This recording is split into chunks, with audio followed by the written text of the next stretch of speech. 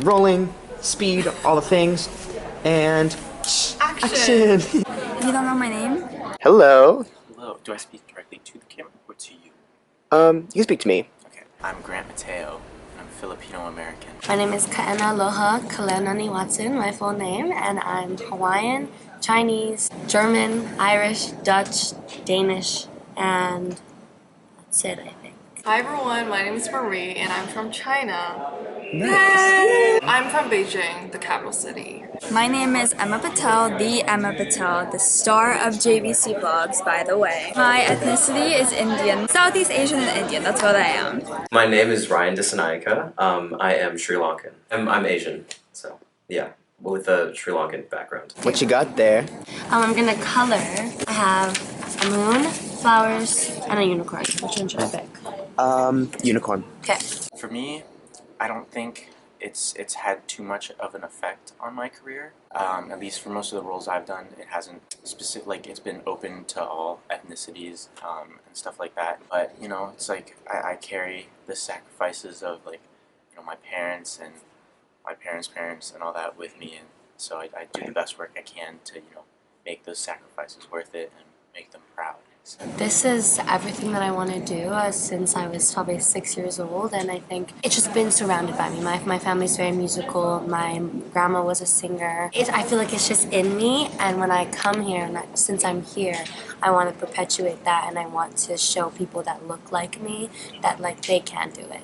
And you are doing it. You're doing the thing. I am doing the thing. I feel like being Asian in this industry means bring the side of the culture that Western people doesn't know come to the other side of the world. Especially after coming here, I experience so much cultural differences in our lives, in our daily lives, or in acting, in language. Everything's so different.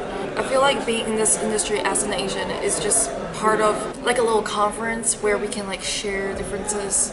Totally, yeah. Yeah, through films, acting. Well, growing up, I know there was not a lot of representation for Indian people, especially Indian women in Hollywood at least. I never had a role model that I really looked up to that looked like me, so I know I do it to be that kind of role model for the younger generation and for people like me, because there's always been a stereotype with, I think, Asian people in general that performing arts isn't exactly something that is the normal route to take. But I wanted to show people that, you could do whatever you want as long as you put your mind to it and believe in yourself, no matter what gender, age, race, ethnicity, anything you are. For representation and to inspire others, there aren't many, if any, Sri Lankan actors that I know of that are well known, and so I want to inspire other people to follow the same path. I think for the most part, it hasn't gotten too much in the way. Nowadays, I feel like more roles are being written for AAPI. Particularly, I've come across a decent amount of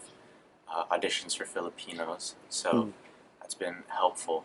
But being mixed, sometimes it can be iffy. I think I bring me in every single role that I do, and that's my history, that's my background, that's my roots and my culture. Every time that I'm in a new role, I'm bringing my ancestors with me. I see that as. When I do things like make my own films, and when I do things like I'm making my own film right now in a class, I'm talking about my culture and I'm talking about my experiences, because I feel like that needs to be talked about and needs to be shared and heard. Because I'm Hawaiian, I feel like I have that responsibility. Yeah. And also being a more dark-skinned Hawaiian, I do have an even bigger responsibility because there is a history of Hawaiian shows being whitewashed and Asian people playing Hawaiian people, which we usually are Asian.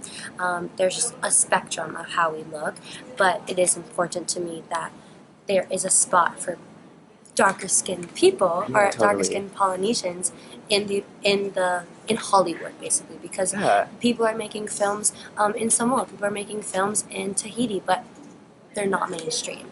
And I feel like that is my goal, to bring those people to the mainstream. I'll talk about the negative part since you brought it up. In the Western world, I feel like people expected me to be more Chinese. For example, recently I'm really concerned about my looks because I don't look the typical Chinese way that Western people thought I would. Single eyelid, high cheekbones, I don't have those. I have double eyelids. So I'm starting to get worried if people will still cast me for Asian characters. I'm telling you right now, that is not your problem, the way you look. That is completely their problem and their loss. That's so true. You know, I have to use English, which is my second language, to learn acting, to do acting stuff. People are more encouraging and like supportive because I'm using my second language, and they just understand like when I mumble my words, or all the directors that I work with, they just like give me extra time, extra help, and I love that. I've definitely gotten a lot of opportunities because I look different and because they call it exotic, but I guess just a different look, and the entertainment industry is more open to that now with the newer generation, but it's also been difficult because they tend to go for a more stereotypical face, I guess, or, you know, with the way that we look, we're casted in stereotypes, or like typecasted, but it's definitely been a bit of both. I've had like both kind of experiences, which I think I'm thankful for, that I've had great experiences, but also wish that we could, I want to be able to move it forward in the sense where 100% accepting of everybody, and it doesn't matter what you look like, you can be casted for any role. I noticed that there just aren't a lot of roles for me. There aren't specifically, obviously, Sri Lankan roles, but I'm noticing that I am auditioning for roles that are like ethnically ambiguous, right? That's like, you know how it is. It's weird because a lot of the characters I play just aren't attached to any race. Right. And so there's just, that's not like a factor in that character, so. I really like lumpia or pancit Mm-hmm. or halo halo for dessert. That's Yes. my favorite. That's my favorite. Oh my god, my favorite cultural dish like ever. From my culture, I'll just say my favorite dish I've loved it since I was a baby is poi and lomi salmon. It's called lomi lomi, and it's basically cubed salmon, tomatoes, onions. It's kind of like a salad-ish, I guess you would say, okay. but not really. And then you mix it with poi, and Yeah. that is what I need. I have to be honest, I don't have a favorite one because, you know, Chinese food, there's just so many of them. But I can tell you what I really want right now. It's called 黄金糕. It's like, well, the direct translation would be golden cake. It's basically, it's kind of jello-y. Okay. There are like holes in it. It's like all like super yellowish, and it got this really sweet and like soft coconut flavor in it. From my culture, very basic, and it's really bad that I have to say this being being Indian, but literally chicken tikka masala is my favorite Indian dish. It's always a safe choice. Like you can go to any Indian restaurant and they'll always have it, and it's really hard to mess it up. Like it's really good. Overall, I would say my favorite cuisine in AAPI is definitely like Japanese food. What type of Japanese food? Like sushi, like a bento box, ramen? Sushi or hibachi. Ooh, yum. I love me some hibachi. But honestly, I do love trying every different kind of culture's food. Like that's why I love traveling, because I know when I went to like Spain and Prague and Amsterdam, Vienna, and all those different places, while they're like similar because they're on the same continent, they're all so different, and I love trying everything. I have to say, egg hoppers, think of like a wok kind of thing. Okay. And you're making a pancake in a wok, so it's like this crepe pancake kind of bowl thing, and you put an egg in the middle of that, and so you can like take parts of the crepe and like dip it in like the sunny side up egg and like put different shit in there. It's just like, yeah. Working on the Mean Girls musical movie was definitely one of my favorites because I got to meet a lot of cool people. It was interesting to meet the producers, like the creators. Like I got to talk to Tina Fey, Tim Meadows. I got to talk to Ali. She was Moana. Nice. This guy named Jikel, he was also in it. But yeah, I mean, it's just these are like the people you're gonna start seeing on a daily basis. So it was great to get to meet them. It's very hard because I feel like I've done a lot of things that I really love and I really am putting my hands behind. I would have to say, I mean, because it was just so monumental, going to New York Fashion Week and walking my first New York Fashion Week with designs by Kamahoali'i, and then being the first Hawaiian brand to be in New York Fashion Week, and bringing that to life, and then also being able to go to Europe with them for Europe Fashion Week, London and Paris, and doing a whole documented series. I missed school for it, but it was okay. Just going with a bunch of Hawaiians and going with people that want to share our story and want the world to know who we are, and bringing that to life. I just am so grateful to be a a part of that opportunity. You know, the funny thing is, it's actually not a film. It's a musical theater. It's the show Once on This Island, and I played Andrea. I just remember the cast, director, we're all like so united. Everyone supports each other so well. That was the time I really experienced like the fun part in theater, especially in acting, because I get to play that bitch, that bitchy character. And I was like, okay, I'll just let it go and be as bitchy as I can on the stage. The second day of the showcase, like before I went on stage, there was this audience. I think he's one of the actor's dad, but he came to the backstage and he was like, I didn't have my like costume or my makeup on, and he's like, "Are you Andrea?" And I was like, "Yes. How do you know?" And he's like, "Oh my god, you did so well last night. You were like really bitchy." Well, but he didn't say that. But like he was like you just portrayed the character so well, blah blah blah. And I was like, "Oh my god, did I?" I'm so honored that he can recognize me through my character. That was the time I was like, I gotta do good work. I gotta be a good actor. I gotta let the audience remember me as my character, not as Marie.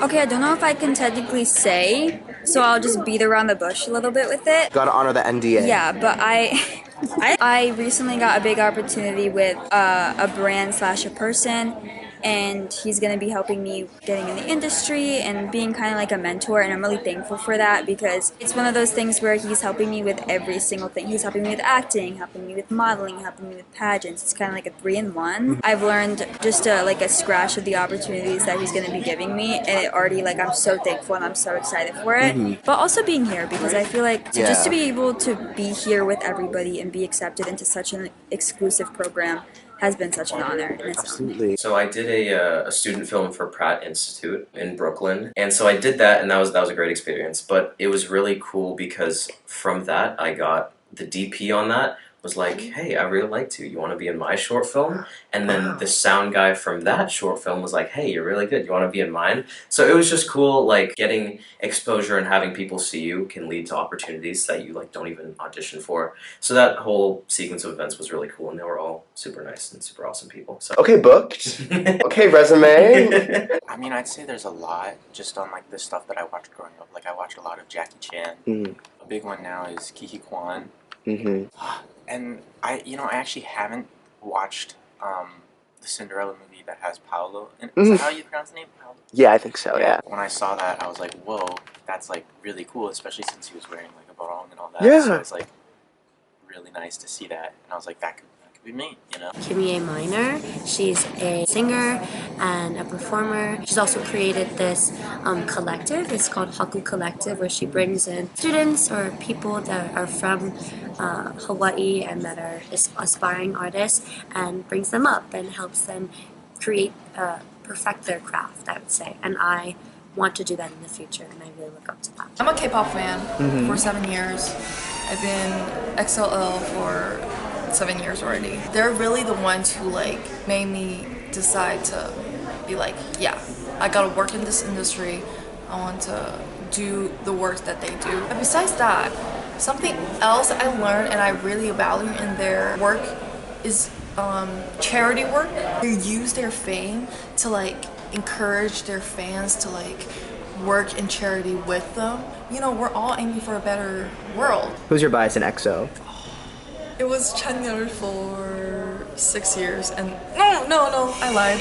I love all of them. I would say Mindy Kaling because I've followed her for a little while now, and I love that she started, I don't remember what the show is called, but she started like a Netflix series where she casted basically almost an entire Asian cast, I think. Never Have I Ever? Yeah, that. And I like that she's giving opportunities to the AAPI community. Stephen Yeun.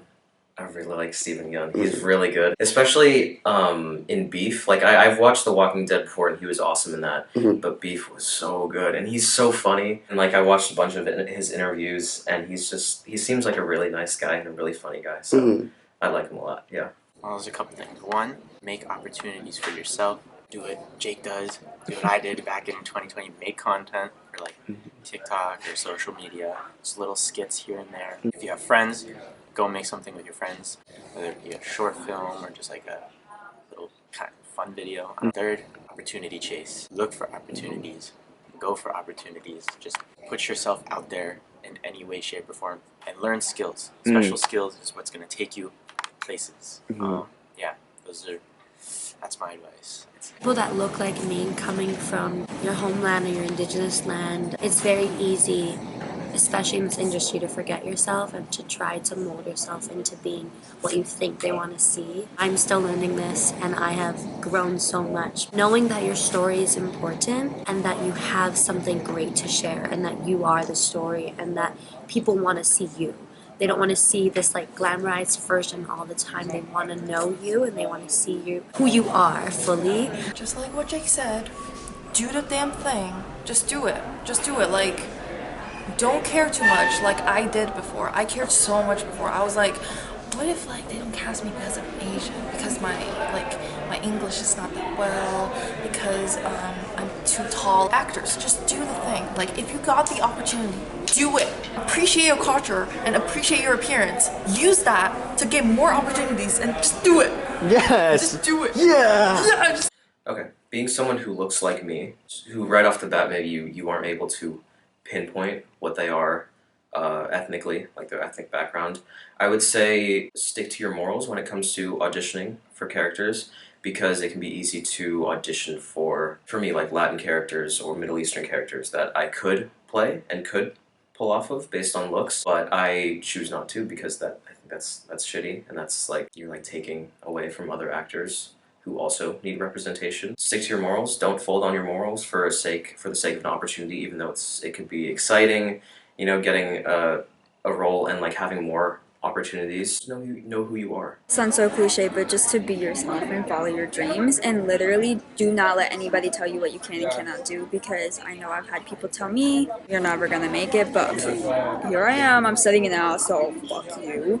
But genuinely don't let people's words get to you. Take it with a grain of salt, because you know yourself better than anyone, and if you believe in yourself, you can do it. And there'll always be somebody who's looking up to you and who believes in you. But as long as you believe in yourself and put in the hard work and do what you're supposed to get where you want to be, then you will be fine.